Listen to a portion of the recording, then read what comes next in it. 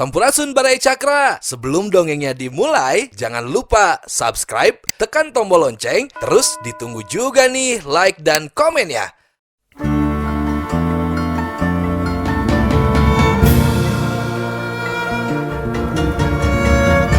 Baraya Cakra, parantos waktosna 80,5 FM Radio Cakra, midangkeun dongeng Sunda Dora-Dori.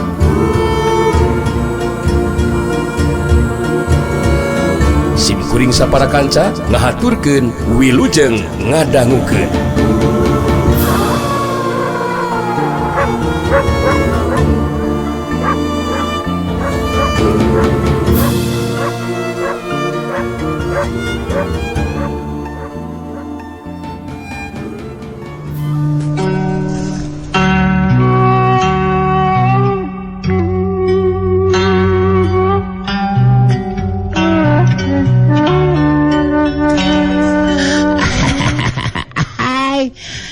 Memang menjadikan harus begitu, Jang.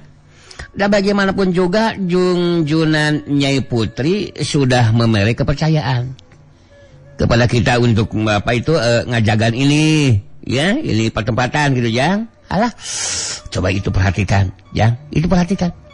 Rentang-rentang ada yang lempang menuju ke Sindang. Tapi budak lelaki mangkat rumah aja katinggalin nama sama Bang Toed mah. Menjadikan mau apa datang ke Sindang ya, Jang? Itu budak lelaki. Ya, ayo kita harus segera tahu siapa tuh budak lelaki yang sedang lempang menuju ke Sindang teh, Jang.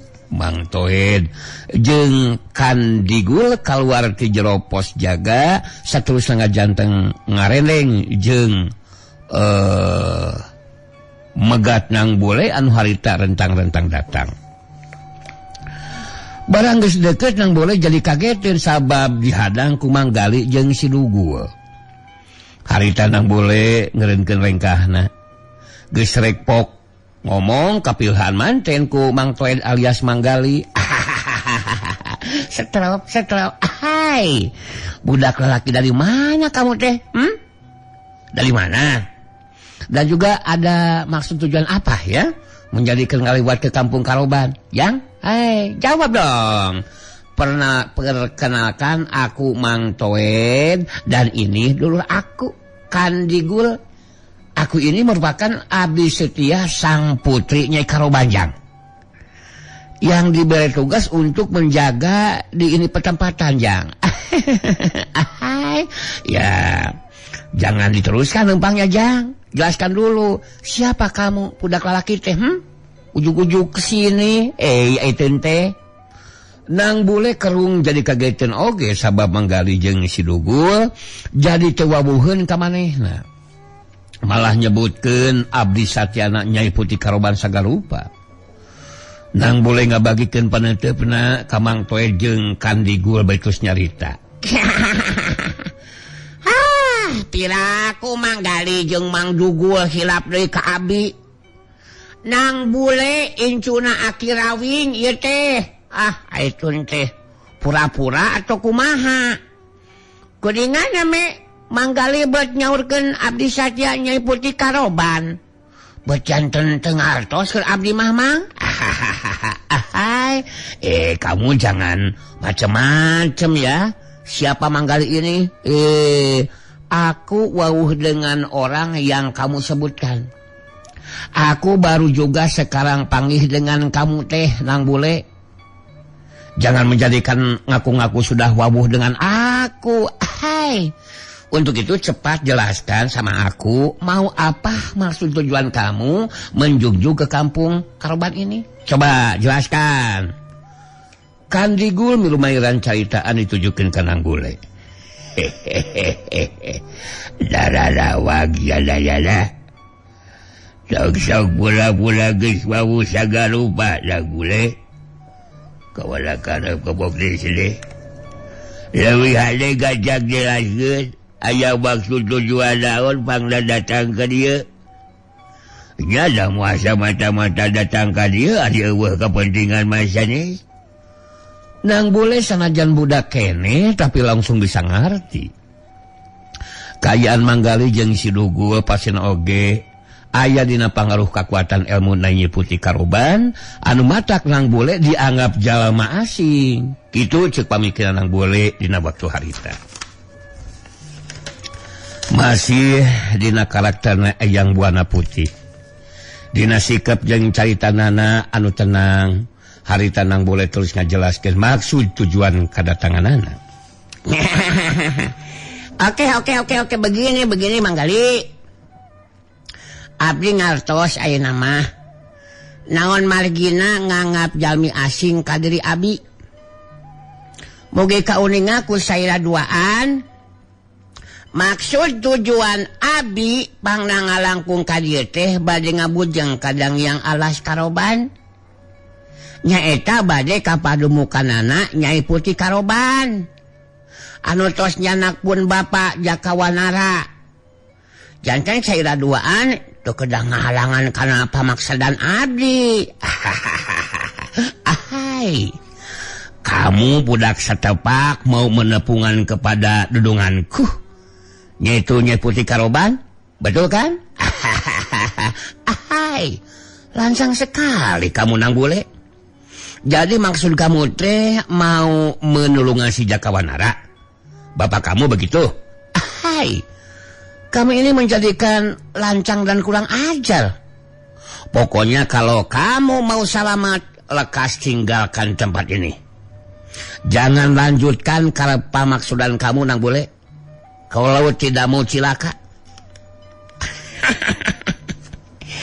Abdi moal maka wangsul Mang upami teu acan tiasa ngabebaskeun pun Bapak anu bade didamel tumal ku Nyai Putih Karoban mah. Margi abdi tos nekadkeun dina hate Mang.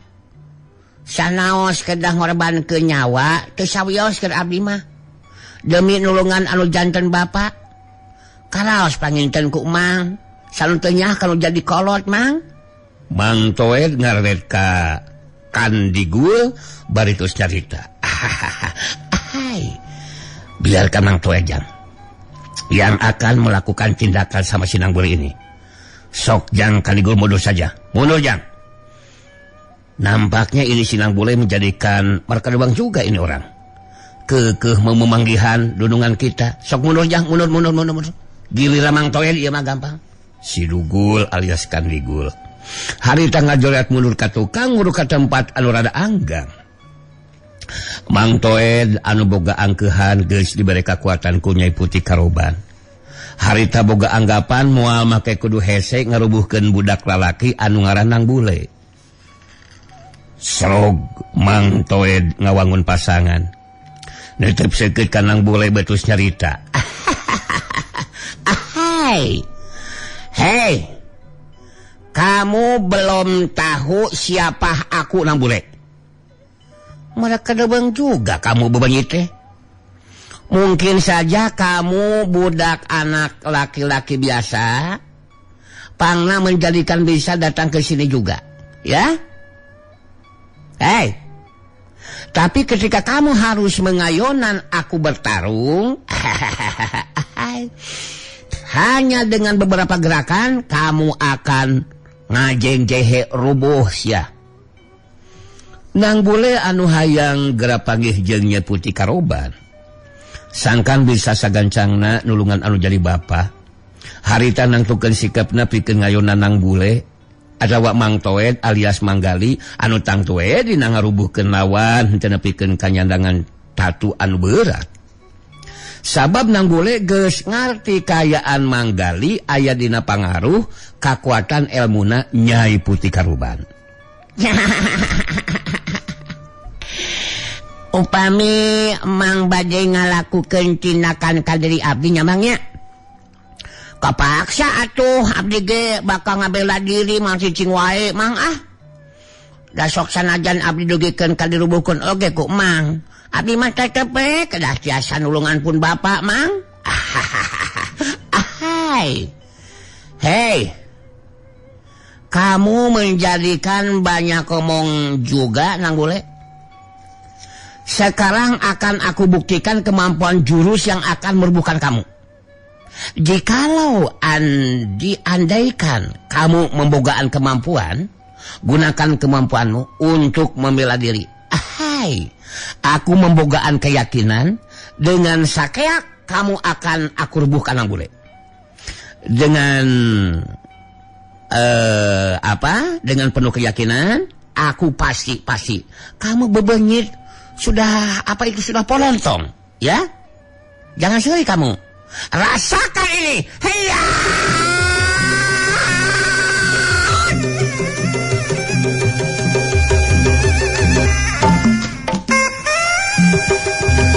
Jurela cilung, Mang Toed langsung maju narajang. Harita tengah gunakan bedogna sabab boga anggapan tanpa ngagunakeun pakarang oge bakal sagancang bisa ngarubuhkeun lawan. Ningali datangna panarajang lawan harita Nang Bule henteu ingkah di tempatna. Sapasang leungeunna dipake ngapendung panarajang lawan. Saukyuk kidukras, bangkil. Dari deug Mang Toed ngabangkieun kadorong ka tukang mangsa panarajangna dibendung lawan. Sedengkeun Nang Bule tetep mancuh dina tangtunganana. Mang Toed gancang mancukeun tangtunganana. Netep seukeut ka nuju lawan, serebet mesak bedogna. Terus ngawangun di pasangan pikeun nuliskeun tarungna. Alah, aku ngabangkieun ka tukang, memang ngahaja untuk memeleh hati kepada kamu Nang Bule. Jangan dulu atau kamu ya. Ini mas taktik strategi. Tapi untuk selanjutnya kamu akan menjadikan kewalahan Nang Bule. Ketika aku sekarang menarajang menggunakan senjata bedog. Nih, sudah banyak menghakan korban nih. Jadi kamu juga akan menjadikan korban bedogku ini. Tong lebang ngomong si Mang Toed ah. Oh hebat ge atuh mun kitu mah eta Mang Toed nya. Tapi da sakumaha sekeutna bedognya Mang Toed. Ali teu tiasa keuna sasaran mah bade disebat ampuh kumaha atuh mang eta bedog teh. Ahai, Nang Bule, kamu jangan menyengselikan dan nganggap enteng kepada aku. Kamu jangan kaduhung kalau sebentar lagi beheung kamu akan menggerenceng, akan disapatkeun, akan disabet sama bedog aku yang ampuh dan menggulap ini. Kamu tidak meninggal. Ini bedogku ini sampai menggulap begini. Sebentar lagi mati kamu. Heya!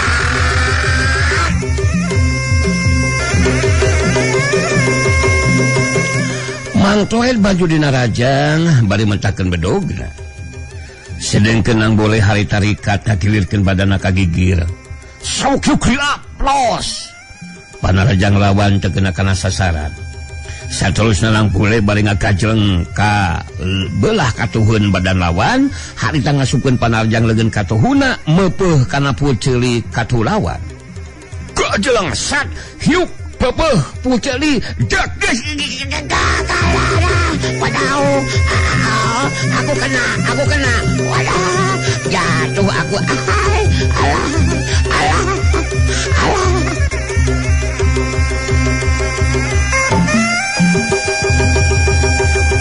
Mang Toed gagal nahan ka nyeri, nolonjong ka belah kenca, gebruk, rubuh, terus teu ingat deui alam. Ningali Mang Toed geus dirubuhkeun ku Nang Bule harita kan digul alias sidugul ngacwelat terus mancuh dina tangtunganana di hareupeun Nang Bule. Netep seukeut ka Nang Bule harita kan digutus nyarita. Jada ani boga kemampuan ilmu silat anu hebat oge Nang Bule.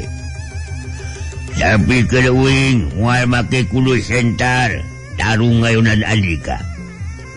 Kangaranan tarung mah memang geus bisa menang jeung eleh sanes. Anu matak giliran uing ayeuna anu bakal mampu ngarubuhkeun andika sanes. Urang mimitian Nang Bule. Urang mimitian tong nyalahkeun ka aing lamun didinya umur nepikeun ka ayeuna. Jurela cilung kan digul alias tugul maju narajang. Sanajan tengah gunakan pakarang tapi kayaan dirina nu dilapis ku kekuatan tuah kasakten kalung wasi kuning ngajadikeun kecepatan gerak jeung kekuatan panarajangna ngahabayakeun pikeun anu dilawan. Nang Bule ngibangan kecepatan gerakan nu dilawan. Sok hiu triat plus. Dua kali panarajang kandigul tayunu kena sasaran. Sabab anu dilawan sakolepat geus pindah tempat. Kandigul mancuk ke di tangtunganana. Beuki panarajang siga nama. Sabab kacepatan gerak jeung kakuatan panarajangna bisa diimbangan ku anu dilawan. Nang Bule mancuh dina tangtunganana di tempat kosong. Cuelah cidung. Kandigul maju dina rajang. Kacepatan gerak jeung kekuatan panarajangna leuwih dironcatkeun. Moka hamun lain nang Bule anu dilawanna tangtu bakal kawalahan.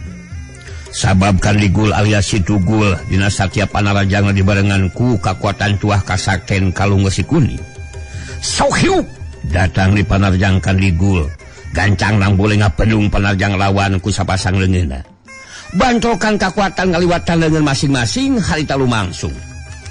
Sohiuk hukduk gas. Daligdeug.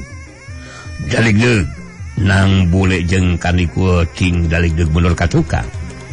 Medina waktu anu bareng harita duanana marancuhkeun di tangtunganana.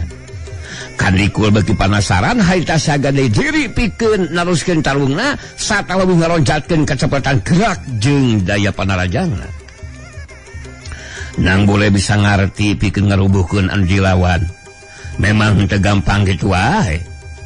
Pang-pang namah ngarubuhkeun bari henteu tepikeun ka anu dilawan nyandangan tatu di jero anu berat. Kitu nate sabab Sidugul lain musuh tapi keur aya dina pangaruh kekuatan ilmu na Nyai Putih Karoban. Curewat cidung. Kandigul maju dina rajang. Nang Bule ngimbangan panarjang lawan bari ngaroncatkeun kekuatan talaga lapisanana. Bantrokan kekuatan talaga lapisan ngaliwatan dengan masing-masing lumangsung deui. Sauhiu gedugas. Geseh waktu sababaraha detik samemeh ngadalik ka dorong mundur ka tukang harita nang Bule aya kasempatan ngasukeun panarjang leungeun ka tuhuna ngahantem dada lawan. Sathiuk degas. Daligdeug. Kandigul ngadaligdeug mundur ka tukang tapi gancang mancuhkeun di tangtunganana. Panarajang nang Bule bangun caya pangaruh naon-naon pikeun dirina nang Bule. Nang Bule rada ngawulang kagetan oge ningali daya tahan anu dilawan. Kandigul sagade diri pikeun naruskeun tarungna bari nyalita. Panarajang Andika anu keuna kana dada taya pangaruh naon-naon euy. Ke diri kuring mah nang Bule. Swear lain bodoh-bodoh lain.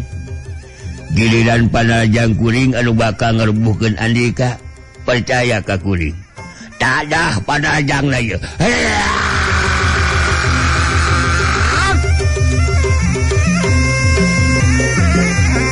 Curewat culung. Kandigul maju dina rajang.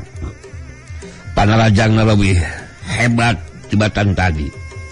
Sedengkeun nang Bule anu hayang gerang ngarengsekeun eta tarung jadi inget karena obrolan Tirasanti ngeunaan kayaan Kandigul alias Sidugul anu make kalung wasi kuning.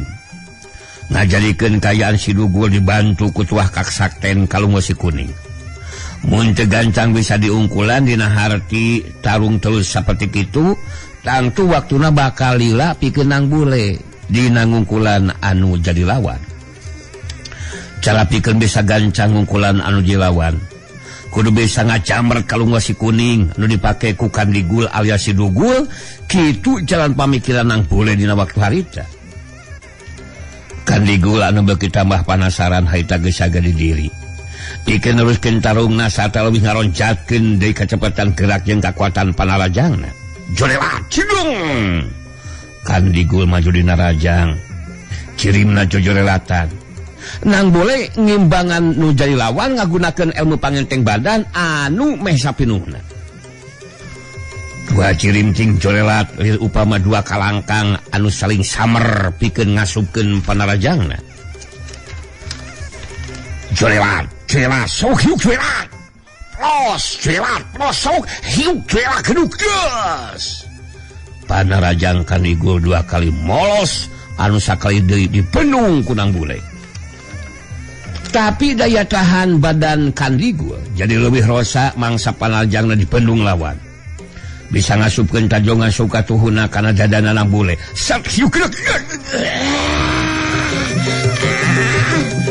Nang Bule ngagero kaget menahan ka nyeri harita ngabangkieung mundur ka tukang.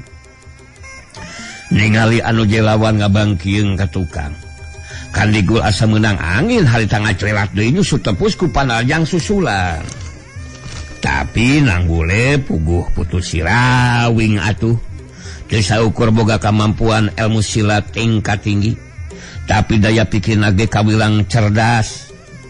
Waktu panarajang lawan datang, harita ku Nang Bule dipendung ku leungeun kencana, bae leungeun anu katuhu mubus nyusup dina celah lolongklang kosong lawan, saterusna leungeun katuhuna ngacamret kalung wasi kuning anu dipake ku Kandigul alias si Dugul. Sok hiuk keduk gas, apus susup jamret. Meh bareng jeung gerakan ngajamret kalung wasi kuning, harita suku katuhu Nang Bule ngahantem kana iga burung lawan, set hiuk dak.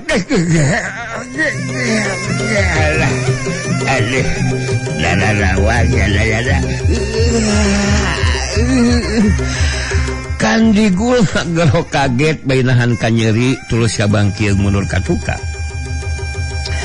Iga burungna asa rempag. Panarajang lawan jadi karasa nyeri sabab Kandigul geus teu make kalung wasi kuning.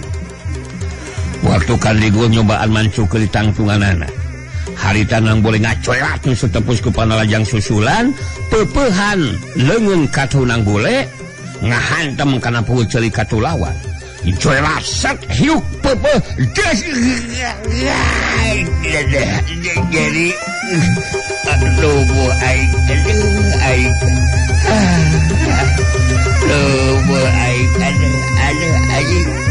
aing Kandigul ngageronahan ka nyeri bari nolonjong ka belah kenca. Talonjong gebruk, Kandigul ngagebruk rubuh dina kayaan teu inget di bumi alam. Nang Bule mancukeun tangtunganana bali ngatoreng hapan-hapasna. Ngabagikeun paneuteupna ka Kandigul alias si Dugul jeung Mang Toed alias Mang Gali anu pada teu inget di bumi alam. Nang Bule ngomong sorangan, hampura Mang Gali nya, Mang Dugul hampura. Abdi sanes teleungeus. Namun upami henteu enggal ieu kayaan diungkulan bakal lami waktosna. Sajengkeun abdi kedah saenggalna tiasa tepung jeung Nyai Putih Karoban. Antosan ama antosan sakedap deui abdi bakal dongkap tulungan ama abdi sono ama. Abdi kedah tiasa ngabebaskeun ama. Cing sabar ama. Nang Bule memeh init neuneun heula kalung wasi kuning anu tadi dicamret ku leungeun kencana digigireun si Dugul anu ngagolernya gigir dina kayaan teu inget di bumi alam. Geus kitu mah harita Nang Bule terus ini tinggalkeun eta patempatan. Urang tinggalkeun heula Nang Bule anu rek kadangyang alas Karoban baraya. Nu dituju padumukanana Nyai Putih Karoban. Tekadna geus buleud kudu bisa ngabebaskeun anu jadi bapa Jakawanara. Caturkeun harita di kampung kahuripan.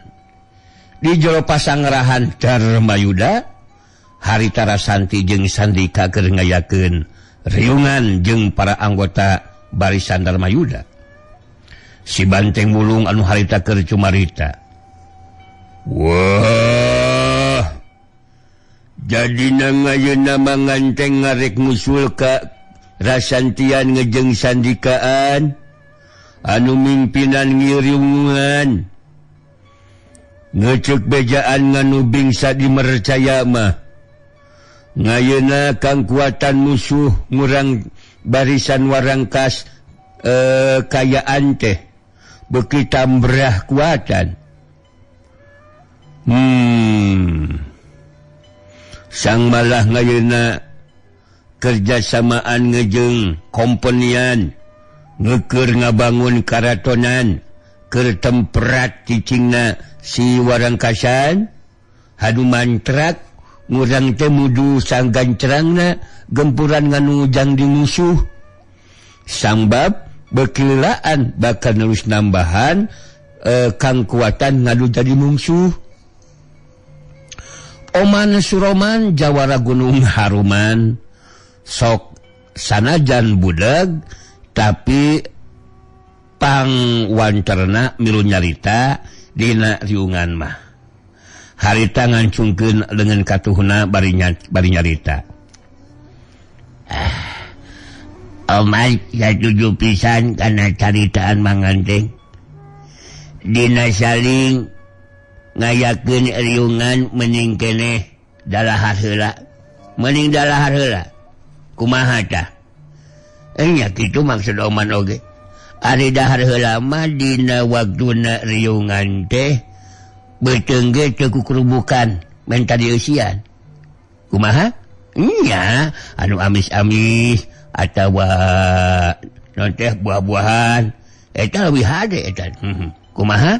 Oh burayot dina naon saupama aya burayot oge teh masalah nu penting mah beuteung bisa keeusian pokona mah Oman ngadukung ka Mang Anteng nya ngadukung pisan kumaha ieu bubuhanna ulah nu buruknya jaka cece si pedang kipas ngaret ka Oman Suroman bae nyarita kamu mah kok gitu sih tiap ngomong kagak nyampung ngeselin kurang tahu ngebahas masalah menggempur musuh malah jadi ngebahas masalah makanan kamu kempeng gimana sebel kamu mah malu-maluin aku punya teman berani bicara tapi kagak nyambung dilanjut Nyimas Wasanti dilanjut si Oman mah jangan didengar orangnya gila kagak nyambung Rasanti jeung Sandika kitu deui anu sejenna ukur saleureut leutik da puguh geus nyarahungeun ka Oman Suroman bari ngaret kasih banteng ulung harita Rasanti terus nyarita nu disaurkeun ku Mang Anteng memang leres kakuatan musuh urang memang terus nambahan tapi urang ge memang teu tiasa mawa karep sorangan sakumaha hasil dina riungan anu bakal mimpin barisan pikeun ngagempur barisan warangkas jaya teh nyaeta Nang Bule. Sedengkeun nugikeun ka ayeuna Nang Bule teu acan aya ka dieu, upami urang keukeuh bade maksakeun ngagempur musuh, saha anu bakal tiasa nandingan ajeun pangarti laki warangkas. Sandika harita milu nyambungan kana caritaan buah hatina Rasanti. Nu disaurkeun ku Anti mangrupi kenyataan anu kedah janten bahan tinimbangan urang. Margi upami barisan Dharma Yuda teu dipimpin ku Nang Bule mangatengnya. Bade saha anu bakal mampu ngimbangan kakuatan ilmu Ki Warangkas. Janten anu kedah diemutkeun ku urang mah kumaha carana supados Nang Bule enggal aya sumping ka kampung kahuripan. Wah, ngari masalah ngeta mah ngatri pisang, manganteng oge ngatri. Napina ngurang teh memang mudu sang gancanganana bingsa lakukeun nindakan sang bab menang bejaan pungpuhu milemburan nganu diganti sang cara paksaan ku pihak si Warangkasan nalus nambahan Lingla mah sang kabeh daerah nganu ngaya di Tatar Sundaan bakal ngaya dina mangaruh ngejengkang kawasaan si Warangkasan. Nyeta nganu mantrak ngabahayakeun mah. Mukona mah mudu dimpingkiran ngumaha cangrana nang bulean ngaya datangan gitu. Ayu manganti indungna nang bole harita milu mairan caritaan. Nu disaurkeun ku Mang Anteng henteu lepat. Henteu mustahil upami dina akhirna mah daerah Tatar Sunda aya dina pangaruh sareng kakawasan Ki Warangkas. Anu tetela gawe bareng jeung pihakna kompeni ti Batavia. Bangsa asing anu bakal nyangsarakeun kahirupan rakyat anu aya di Tatar Sunda. Jadi cek ece mah Rasanti jeung Sandika kudu aya upaya nyusulan pun anak nang bule. Sangkan mulang ka kampung kahuripan. Rasanti muterkeun heula paneutepna kanu aya di jero eta riungan. Dalila terus nyaita deui. Abdi satuju kana kasauran Ceu Ayu nembe ya Cek. Ku ayana kitu abdi sangkang Sandika kedah saenggalna milailang bule Cek. Ya mudah-mudahan dina waktu anu henteu lami nya Cek nya nang bule tiasa kapendak terus sasarengan ngabujeng ka dieu. Tumali sareng eta neda pangrojongna Cek sareng kasaluyuan ti sadayana anggota barisan Dharma Yuda kana eta karep pamasudan abdi. Sakabeh anggota barisan Dharma Yuda anu aya dina eta riungan ngarojong sartanya tujuan kana karep pamasudan Rasanti jeung Sandika. Sedengkeun di paguron lintang jagat harita Tuan Willem jeung non alina keur ngobrol paduduaan di jero kantor atawa di jero kamar. Non alina nyobaan ngalingan kanu jadi bapak ngeunaan lampahna anu salah buat mihak Ki Warangkas. Dariuk dina kursi pahareup-hareup harita non alina anu keur cumarita. Jadi begitu Papi, lebih baik kita orang tidak lanjutkan kerjasama dengan pihak Ki Warangkas Papi. Kita orang sudah dengar rakyat kecil di daerah-daerah banyak yang diperas tenaganya Papi. Kehidupan mereka menjadi sengsara.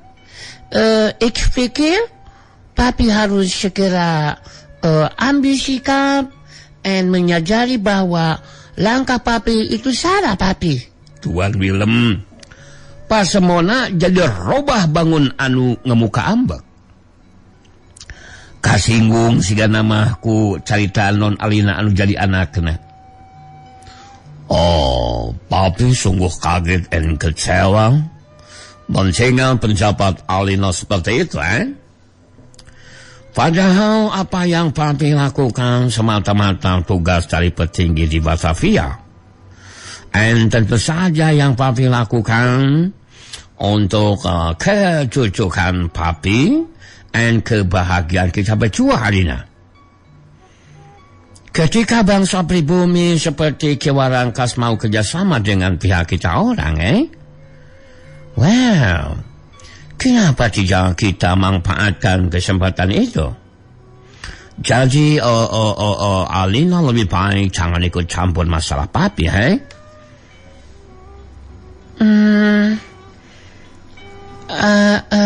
Mestinya yang kecewa bukan Papi, tapi X Papi. Yang kecewa berat dan demi ambisi dan kedudukan Papi nampaknya tidak merasa berdosa ketika bekerja sama dengan Ki Warangkas untuk menindas dan memelas bangsa pribumi. Padahal kita orang seharusnya memiliki nurani untuk berbagi belas kasih kepada sesama Papi. Tapi, why? Papi malah melarang Ik untuk tidak ikut campur. Tindakan yang Papi lakukan itu salah Papi. Tuan Willem beki kasinggung ningali sikap jeung ngadengin caitan nu jadi anakna harita